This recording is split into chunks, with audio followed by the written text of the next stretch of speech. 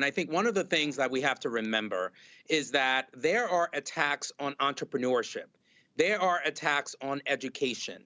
There are attacks on employment. And all of those attacks are coordinated. There is a coordinated strategy that's being designed to dismantle the pathways to economic mobility and self-determination for Black communities.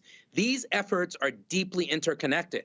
So if you lose your job, and you know the federal employees are now being laid off, if you lose your job, it makes it that much more difficult for you to get to that place of economic mobility. When we dismantle our education system, and we know that it's fractured as is, but when we dismantle our education system, guess who's going to suffer the most? Black and brown people.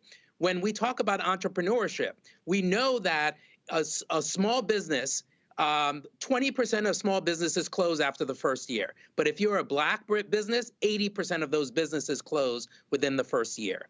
We need to make sure that we are investing in Black businesses. We have to make sure that we're supporting Black media, such as what you're doing here, Roland, supporting Essence, supporting what Angela Rye is doing. We need to make sure that we hold elected officials accountable at the local and state level as well. This is just not a federal game.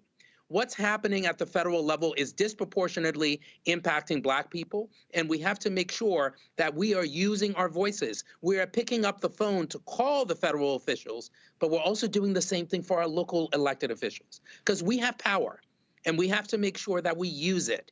And if we are not supporting Black and brown businesses, if we're not supporting Black media, if we're not reaching out to our local, state, and federal officials, we will ultimately suffer the brunt of these actions. And as you know, Roland, I had the privilege of representing the Fairless Fund in federal court. This is a